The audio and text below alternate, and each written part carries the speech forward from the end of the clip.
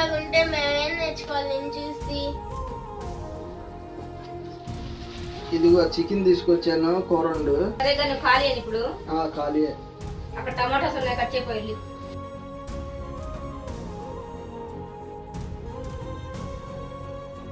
Mummy డాడీని ఎప్పుడు అట్లా తిరుగుతా ఉంటావు, ఏదో ఒక పని చెప్తా ఉంటావు, ఎందుకు? సపోర్ట్ కొని వచ్చావు మీ డాడీకి?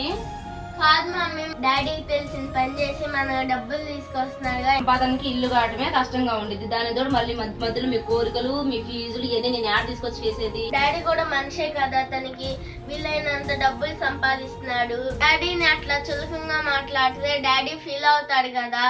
నువ్వేం పని చేయట్లేదు కదా, డాడీ తీసుకొస్తేనే కదా తింటాం మనం అందరమే. నువ్వే అట్లాగుంటే మేమేం నేర్చుకోవాలి నేను చూసి.